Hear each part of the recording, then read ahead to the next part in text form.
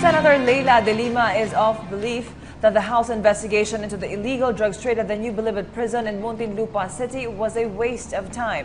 She also reiterates that she was not involved in the irregularity. This report by Jervis Manahan. Senator Leila Delima believes the House probe on the proliferation of illegal drugs resulted to nothing.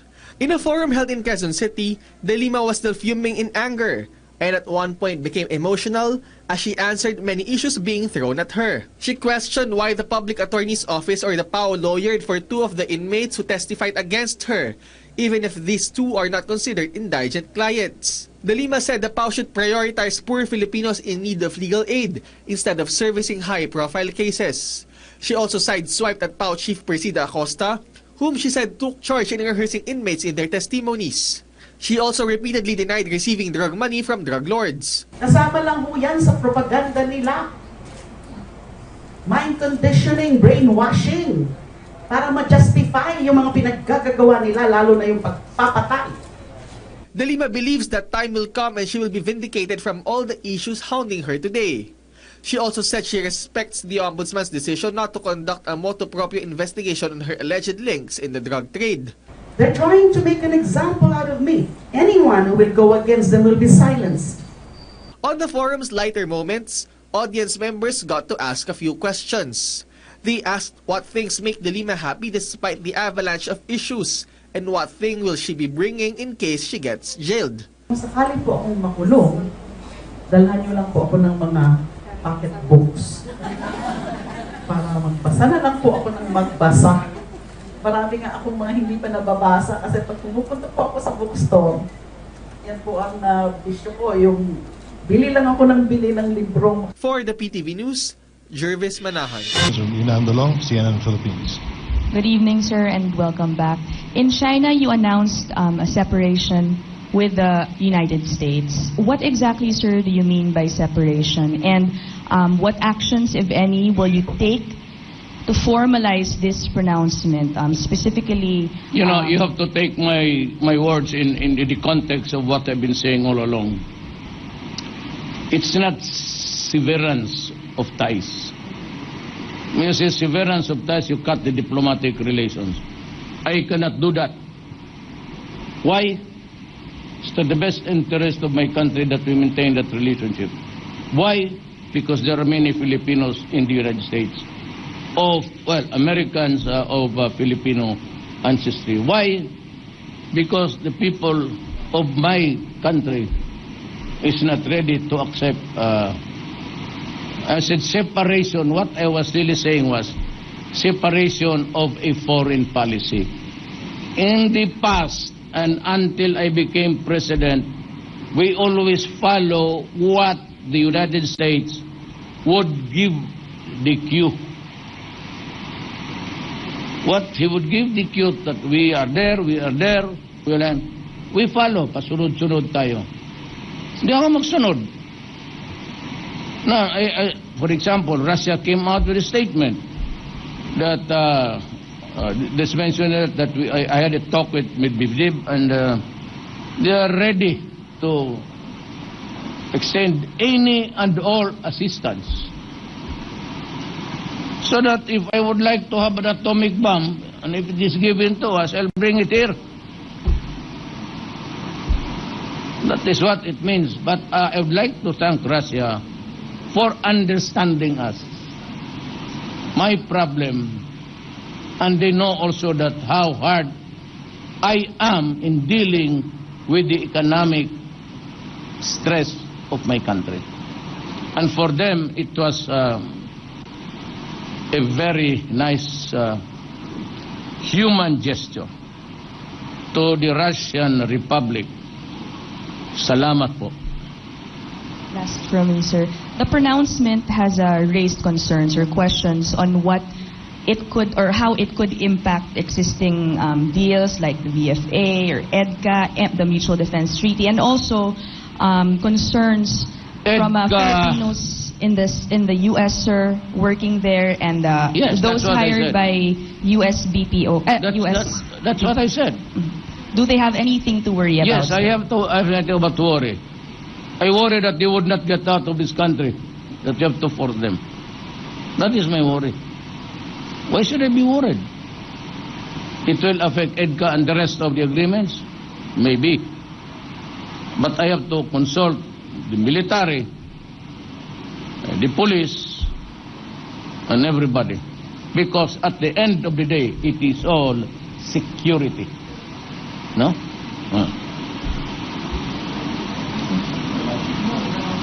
Sir, yung sa Filipino workers hired here, they're here working for American BPOs. Do they have something to worry about? Well, how about the Americans working for here also in the Philippines? If I should worry about the Filipinos, this is also about the Americans here. And their investments and all. That's why better be careful with the word. We separate our civil or diplomatic relation. The second one is not feasible. Why? The Filipinos in the United States will kill me. That is why I am not going there. Not in this lifetime.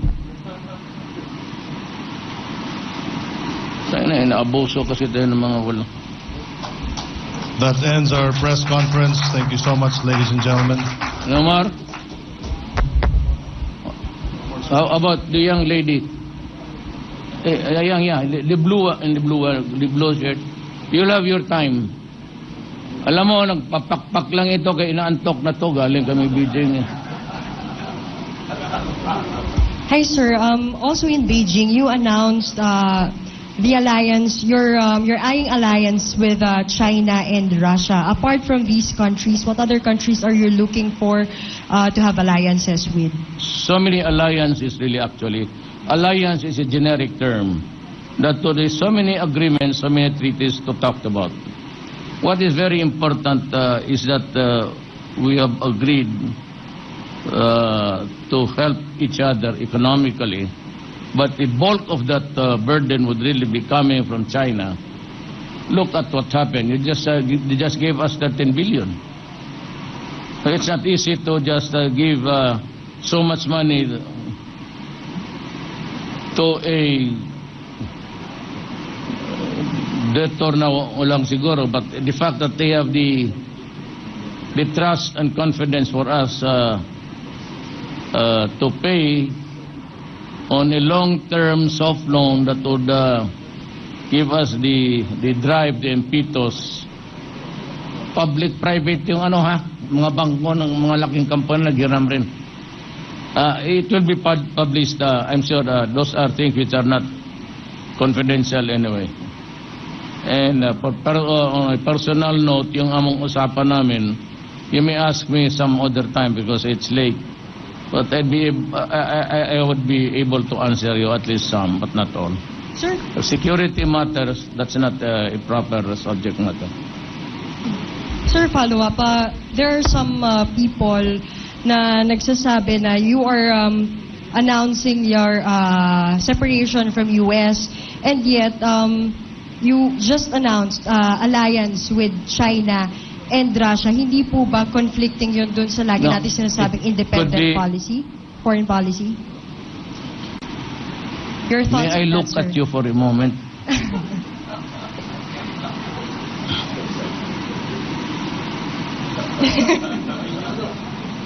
It could be, ma'am, a military alliance. It could be an economic alliance.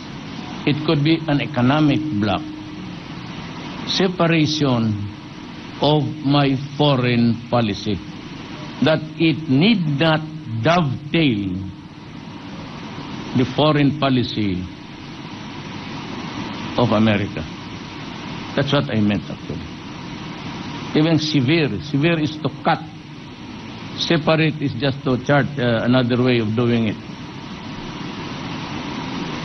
Thank you, sir.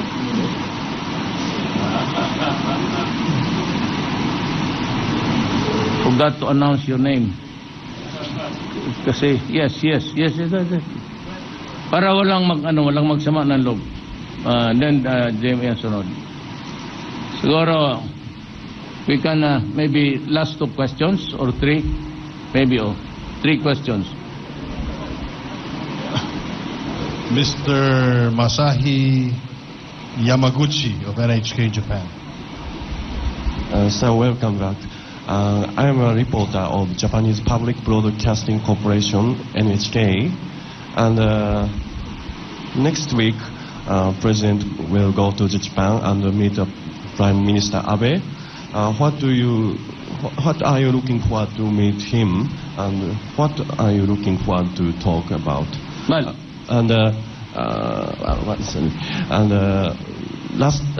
last week, Japan donated Coast Guard ship. Like this, Japan government has a concern about the dispute about South China Sea, and next week, do you plan to talk about the dispute about the South China Sea? well, I didn't get your questions in totality, but I'll just answer you. First, yes, I'm going to China to visit Japan. Well, Japan nga pala. Ako yung antok. I'm going to Japan maybe. I don't know, kailan yun? I'm going to Japan to visit your country. I don't know if it's just an official visit or state visit. To me, it's just the same. And of course, I have to talk to Minister Abe and the rest of the officials of the Japanese government. Maybe go to the diet to just see it for myself. I have looked at the place from the outside that I was not really able to go in. My talks with the Japanese government, particularly the premier, would really be solely on, well, most of it actually is economic cooperation. And of course, shared interest. Now, the most important thing there is the shared interest is really, if I get what you are driving at, is about the South China Sea. You know, I said I cannot talk for your country. I have to wait until I meet Minister Abe. What would really be talking about. But the South China Sea has been the contention with several other countries vis-a-vis against China. The award to my country was an arbitral decision, and it said that that piece of property there, if at all, is really part of our exclusive economic zone. It has nothing to do with the territorial waters. But if you are entitled to a fish fund, as agreed upon by all, that each country shall own a fish fund of its own for its sustenance, that is what it is being talked about in that judgment. I told everybody, and I told China, I cannot surrender anything there. And in passing, I mentioned, they said that, they answered that at least what was, you know, we do not want trouble there. We can only talk. And we hope that your country will not, you know, do something foolish to start a violent war or incident. And I said no. And we cannot talk about it because I cannot give or promise anything which I cannot do under the laws of my land, particularly the Constitution. And that would be maybe also the meat of what I would tell your minister, that we can only agree to talk peacefully, resolve the dispute, and maybe come up with something that is good for everybody. Just maybe. In other words, if you're asking me now, since I have to talk to Minister Abe, I cannot make any projections of what will happen. But to the Chinese government, I said, well, if that is the thing, that is what is in your mind, because that is also my stand, we will find a day to talk about it only on the issue of the South China Sea and no topic at all. It could be bilateral, depends on the development. It could be multilateral, and that would include Japan. Those are what I suggested in the future. The last question is from Jem Avancenia of TV5. Sir, maayong gabi. Sir, comment niyo po dun sa nangyaring dispersal sa harap ng US Embassy noong Wednesday po. The police said that natakot kasi na-corner sila. There were just two of them, I think, in the crowd. They were surrounded by the group of militants. Alam mo yan ang sinasabi ko. Even in war, even in everything, it's miscalculation. Well, I think that the police there was... nobody would ever do that in the midst of a troubled... I'm not justifying it. Just say maybe. Baka he was under stress. He might be they might gang up on him, hurt him. And so he acted on by instinct, self-preservation. Tsaka yung namang hindi naman talaga yung talagang may gusto siyang patayin. Padiretso-diretso lang eh. Hindi naman talaga yung pinipili niya kung saan yung mga tao. But I said, I am not, this is not a brief for the police.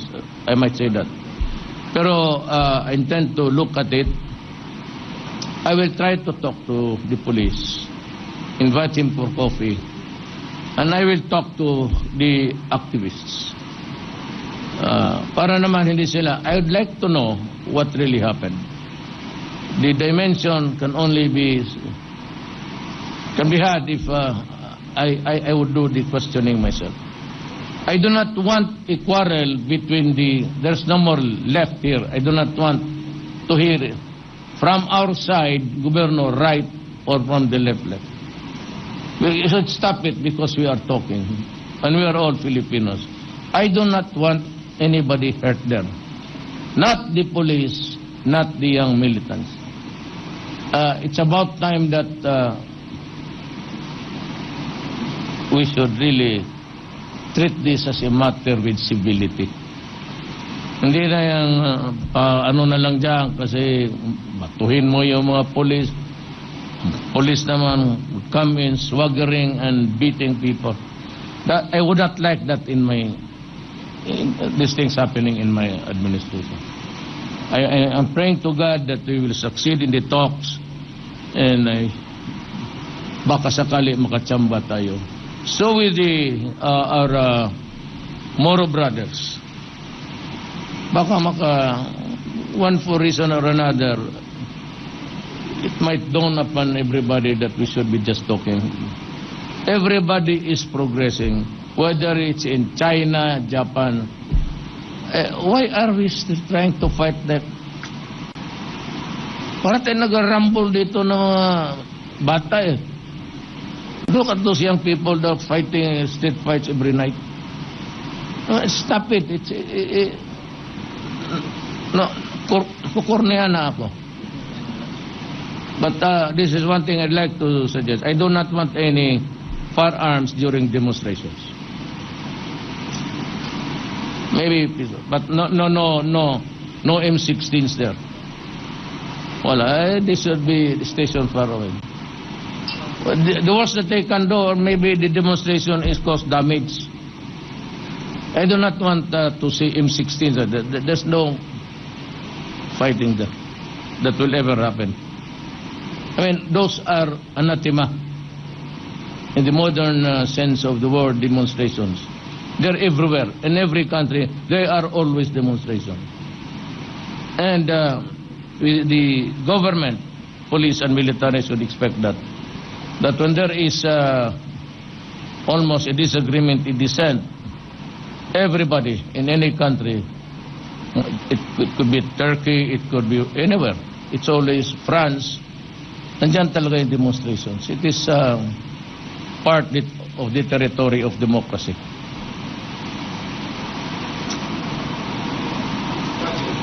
Sana. Yeah. Okay. I might not be able to hear you. You know, I had this sleeping when I was. You might want to use the. Yes, sir.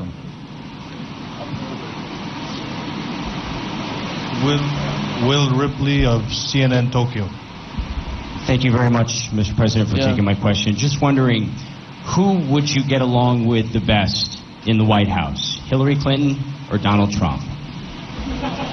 You know, my friend, I would like to answer your question candidly, honestly, and truthfully. Problem is, of course, personally, it will not really matter much. But I am a president of a country, and we have these splendid relations with America. And the fact that there are already millions of Filipinos, maybe in your country. Are you an American? Okay. I cannot gamble an answer. Because either way it would affect, they might create a hostility here, antagonism here. So I'm better off in saying that my favorite hero is Putin.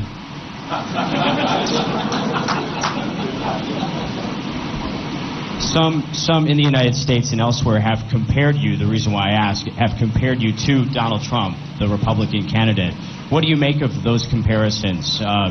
Speaking off the cuff, speaking what's on your mind. Donald Trump has also done the same thing. Valid issues, actually. Valid issues. Trump is airing something which is should also be a concern. One is terrorism.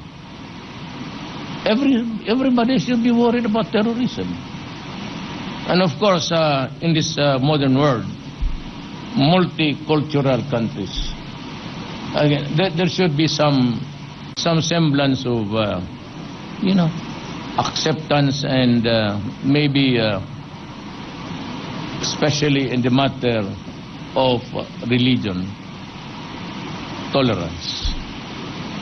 Those are broad words, but they have deeper meanings if you go into it. Tolerance, tolerate your religion and respect it and all the things like that. Terrorism, it's there.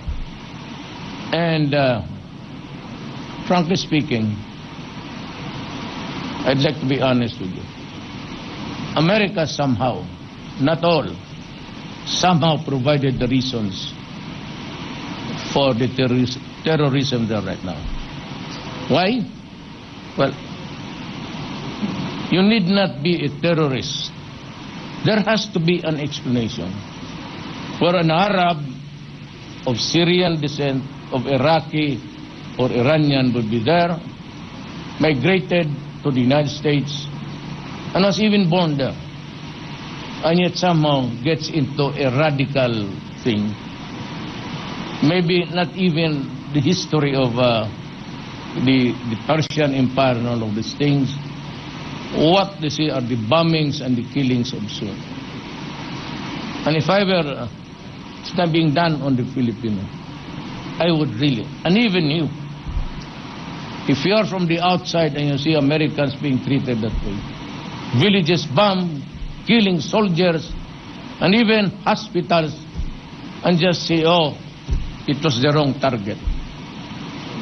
You, by those pictures alone, you need not physically bring him inside the United States. With those images on TV and the Facebook, you have created so much terrorism in your country.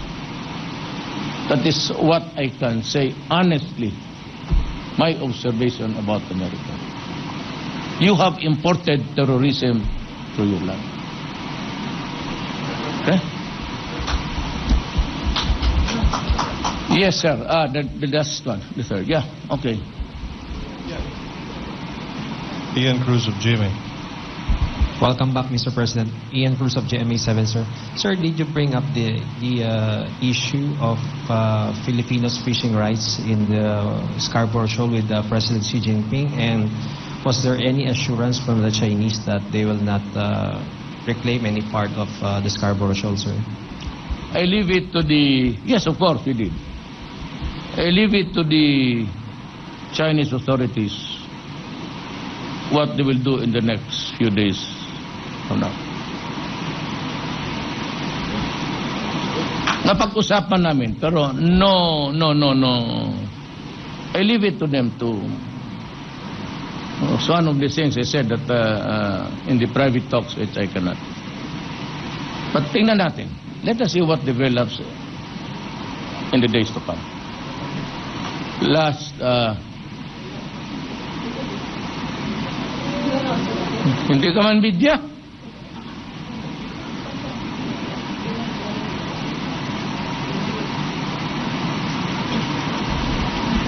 Hello, sir. I just want to know, because the U.S. Assistant Secretary of State is coming to the Philippines, what issues are you going to take up with him? Again. The U.S. Secretary of State, Daniel Russell, is coming to the Philippines. What issues are you going to take up with him? Secretary of State? Assistant Secretary of State. The Secretary of State here is Perfecto Kerry Yasay.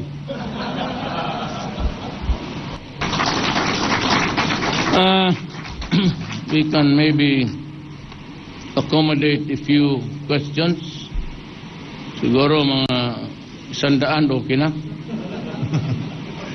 The first question, Mr. President, is from Edith Regalado of the Philippine Star. Good morning, Mr. President. Yes, ma'am. First question is this.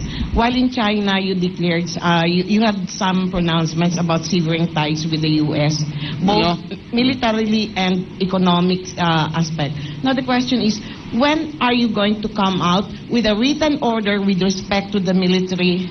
And then for the economic aspect, it would affect private businesses and, you know, the BPOs and everything. So, yung side na yun, sir. And then second question, sir. Anahin ko na lang, sir. That is the third.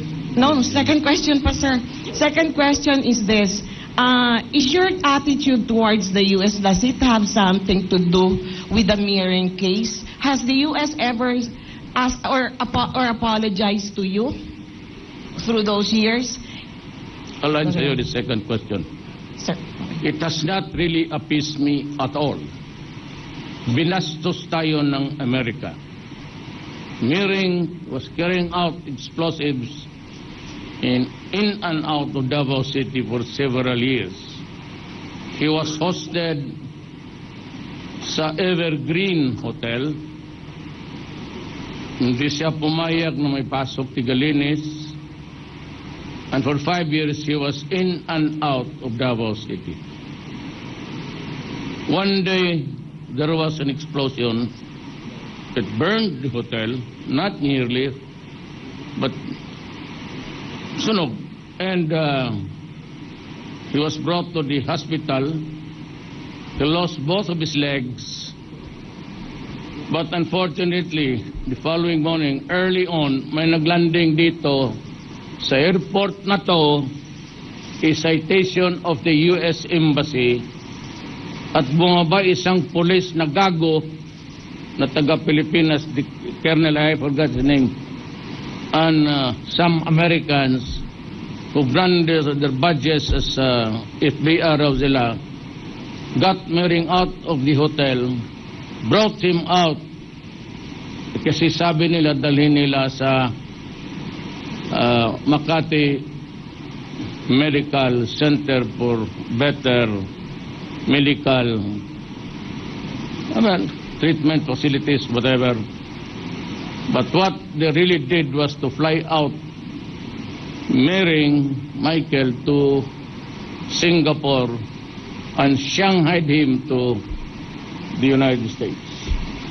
to this day, parang Batman and Robin mystery yan.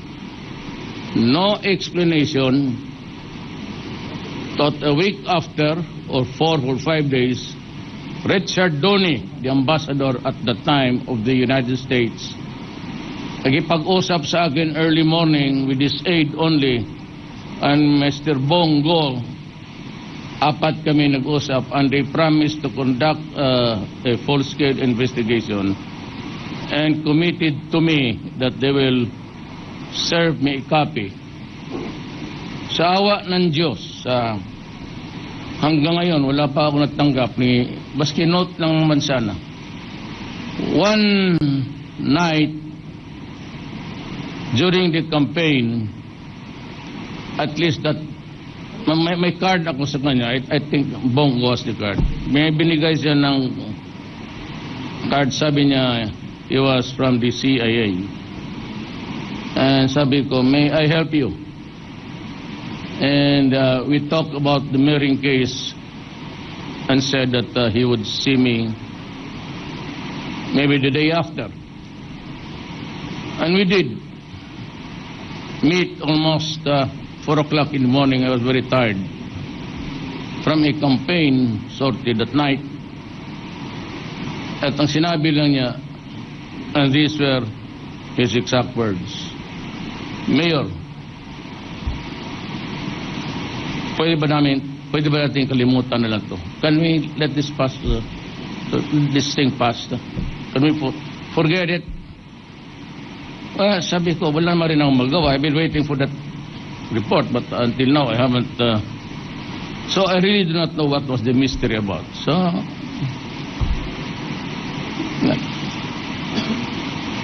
ngayon, itong Amerika, if they violate their sovereignty, they will raise hell. They go to war.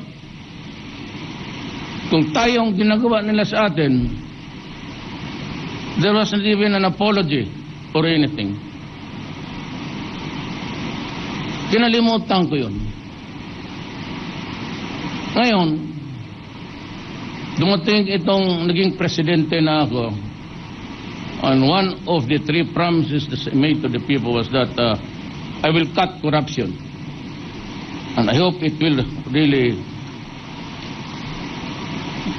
Hindi ako naawa sa akin. Naawa ako sa. We will cut corruption. Period. Second is I will fight drugs. And third, I will cut criminality. Problema ngayon, I am faced with a dilemma. We never knew exactly how many at the time during the campaign that how many people were infected or gone crazy because of drugs. And they knew it because they were there when it was unfolding. Yung 3 million na yun, figure yun ni General Santiago when he headed the PDEA. Hindi ko binilang yung akin kasi until now, we are receiving surrenderies, and I think by the end of the year, it would have reached the 4 million mark. Alam nila yan. And so I was hard-pressed.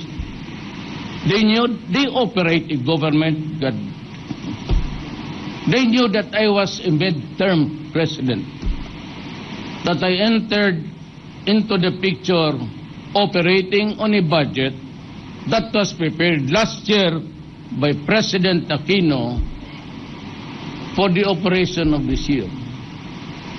And I was hard-pressed on everything.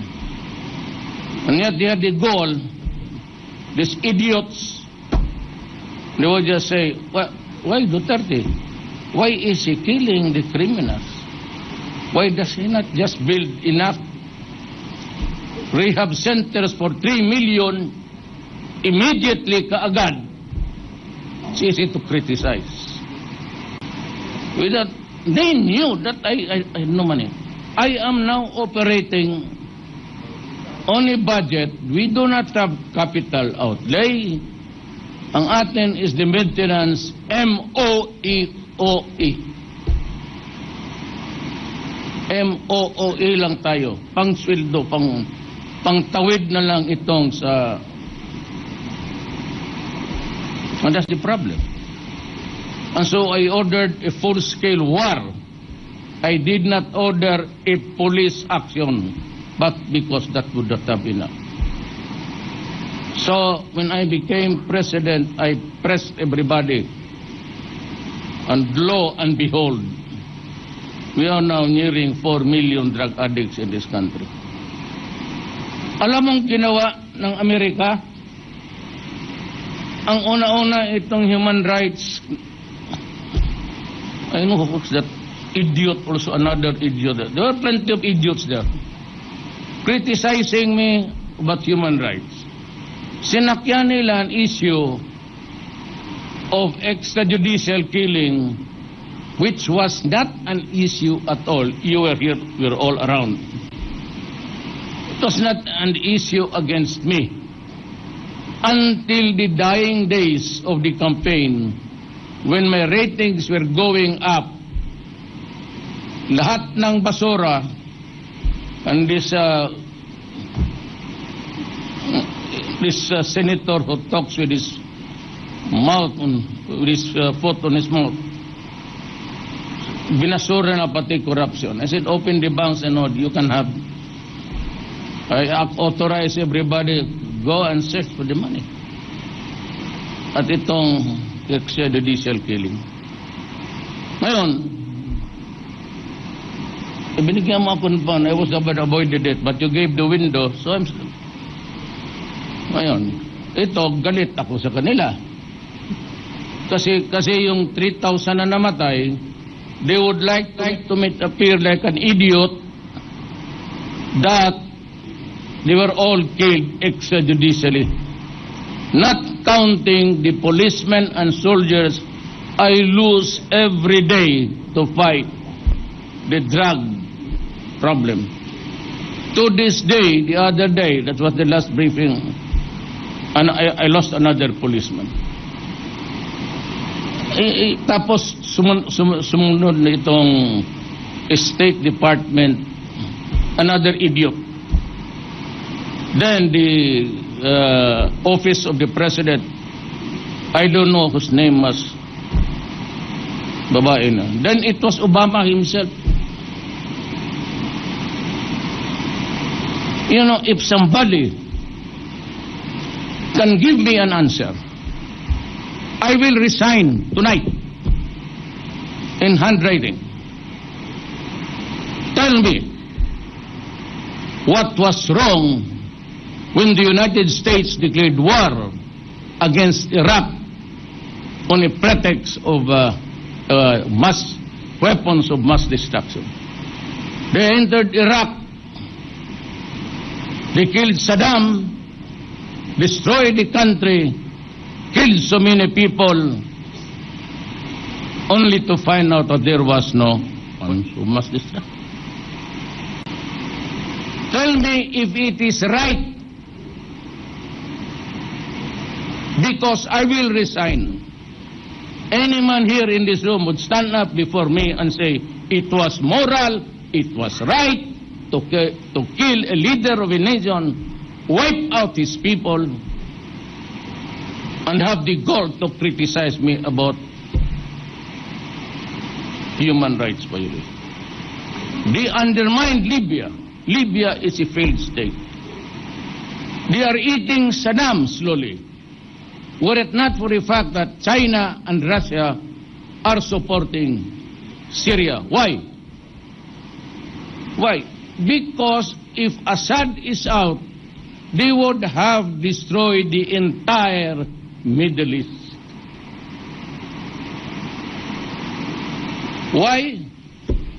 Maybe oil. Why? Stupidity. Another reason. Idiotic behavior. Yan ang problema dyan. Kaya ako galit kay Mary because binastos nila ako. Nung tinanong ninyo ako kinaumagan, you were the one who asked the question, isa ka pa.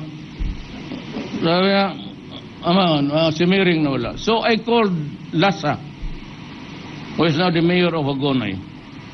Colonel Lasa, he was the chief of police at the time. Sabi niya, Mayor, hindi ko alam. So I called General Peña, who was the RD here. Sabi ko, said, ano nangyari? Sabi niya, Mayor, hindi ko talaga alam. So, what do you call that? Is that respect? Mutual respect and papahigin mo muna ako, minute na inuna ng tubig. Ikaw kasi ikaw marunong ka talaga mapainit na makatulog ngayong gabi. Ikaw na. Tapos sabihin ninyo ang Amerika lives by the values of what? Whose value is it? Your value?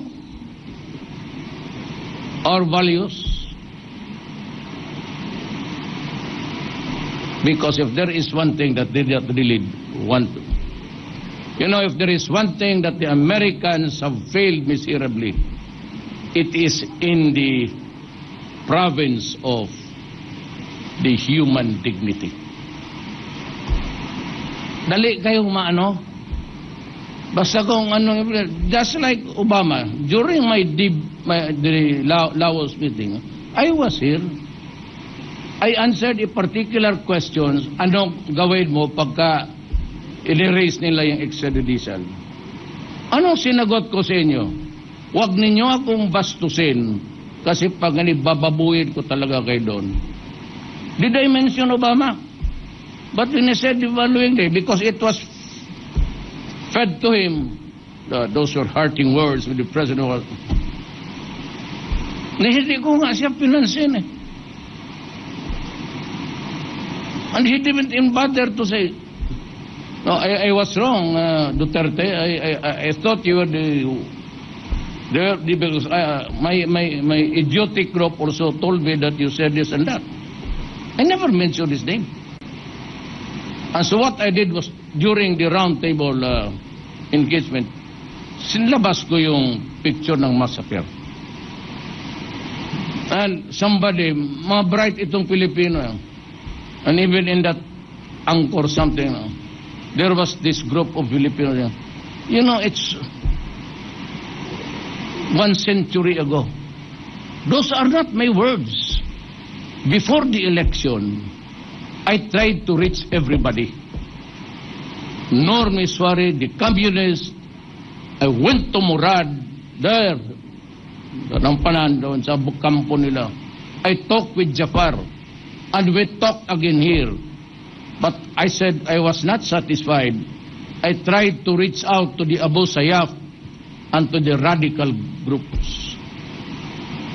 And to, bantay ka dyan yung mga scholars. They do not carry arms, but they preach fundamentalism.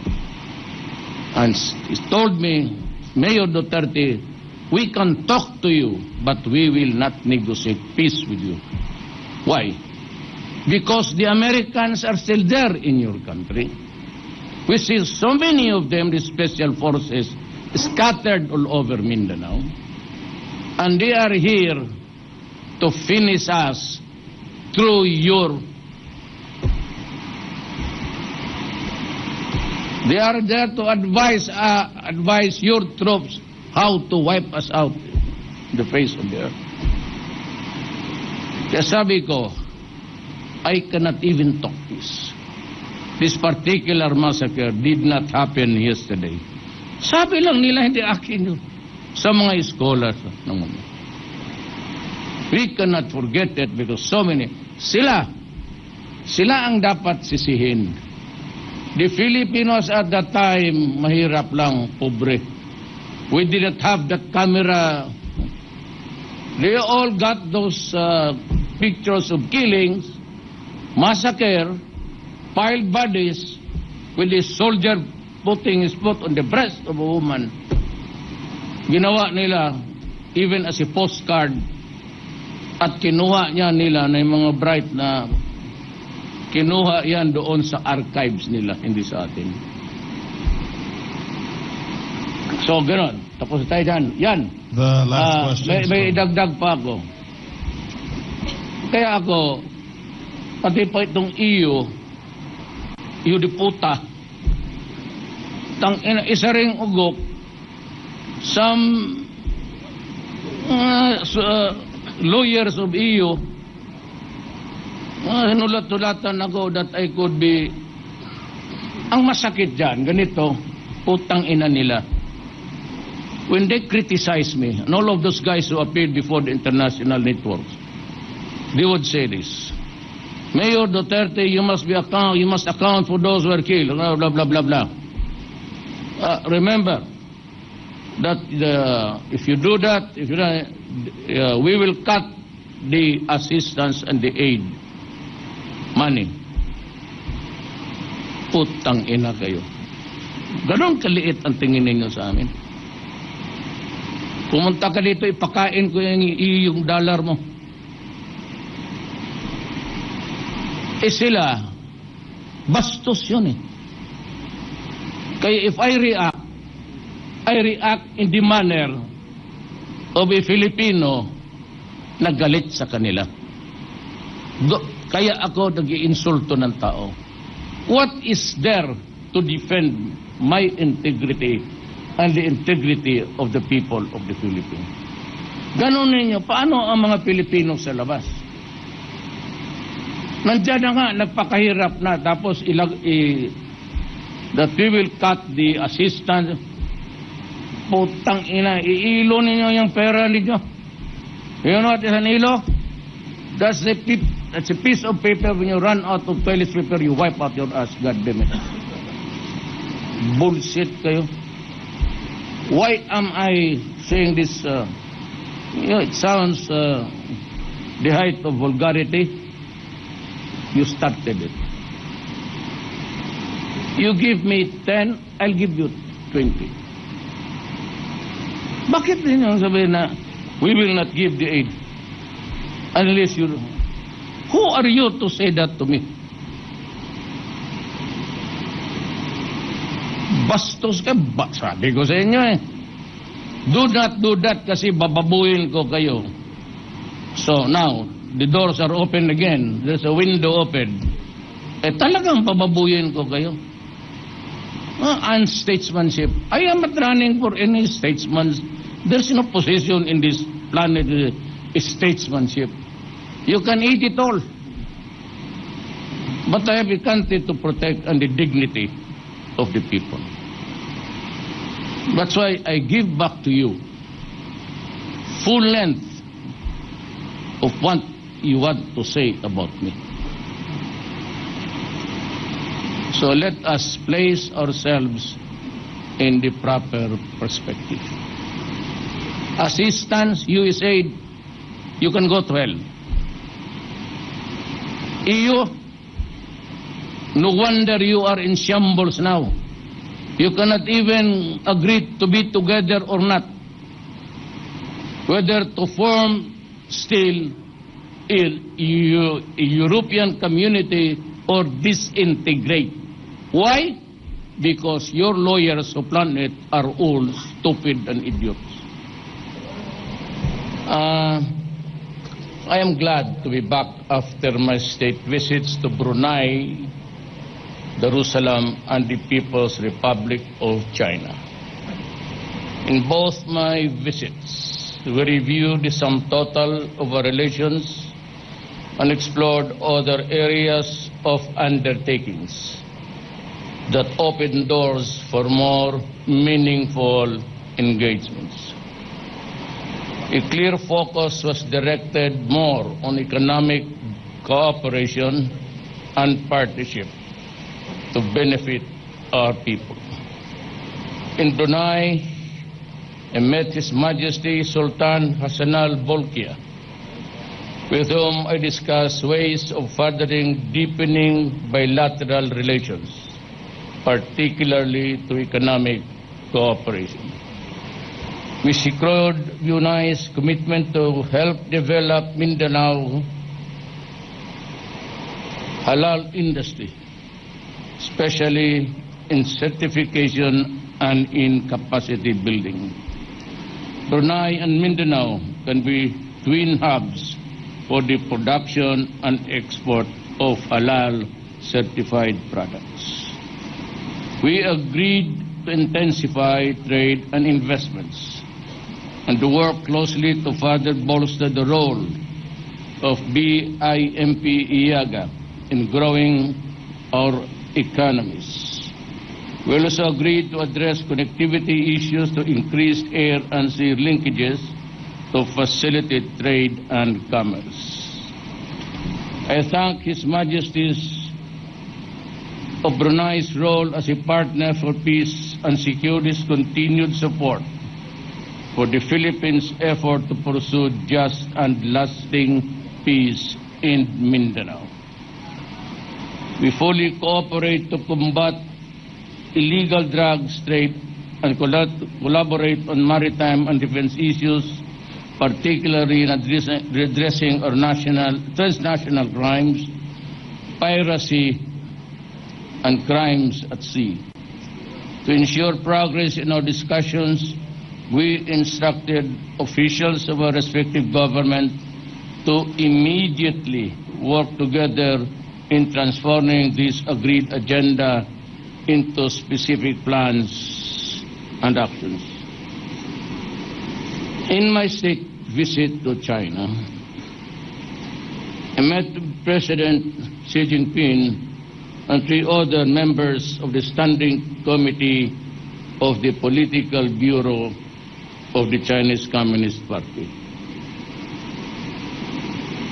I met Premier Qi Chang, Chairman of the National People's Congress, and Xiang Lijiang, and Vice Premier Gao Li. In all meetings, we had productive and extensive discussions of the full range of the Chinese-Philippine relations, from trade and investments to infrastructures and tourism, and to science and technology and health. To realize the vision of a deeper and more meaningful engagement, we have opened formal lines of communications between our government and agreed on the full resumption of the regular bilateral consultations mechanisms which were put on hold for several years. With security and stability recognized as necessary conditions for growth, the Philippines and China affirmed the importance of maintaining and promoting peace, freedom of navigation, and overflight in South China Sea. We acknowledge the need to address disputes through peaceful means in accordance with international law. We also agreed to continue discussions on confidence-building measures, including a bilateral consultation mechanisms to discuss immediate issues of concern in South China Sea. To maintain stability, we also concluded an agreement between our Coast Guards for general cooperation to minimize incidents at sea. To combat the menace of illegal drugs, we will continue across a broad range of areas, including in capacity building, equipment upgrading, and support for rehabilitation purposes. With the shared objective of achieving greater growth and prosperity for our peoples, the Philippines and China jointly work closely on building on a robust economic agenda. Our government signed 13 agreements, mostly economic in nature, and these agreements provide a framework to which to carry out intensified cooperation between the Philippines and China. In my meetings with officials and businesses, there was a renewed and heightened sense of optimism in trade relations. The friendship rekindled opened a deeper commitments to significantly enhance trade and investments.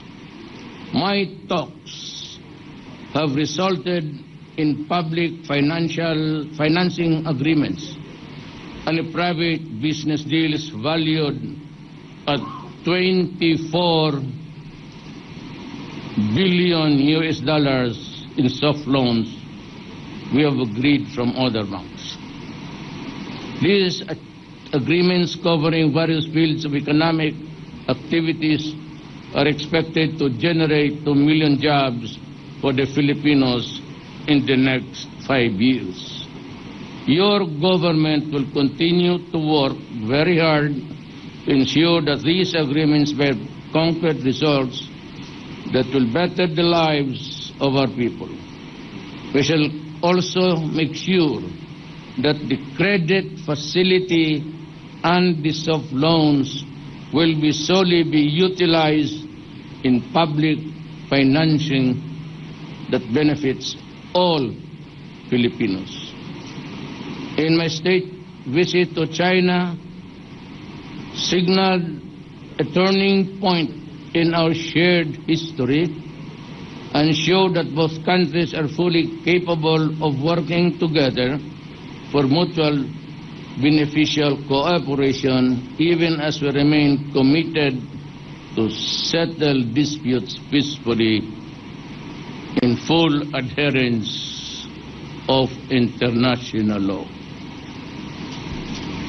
In every step that took the Philippines and China relations further forward, I was guided by the burden duty to protect the sovereignty of our nation and the interest of our people.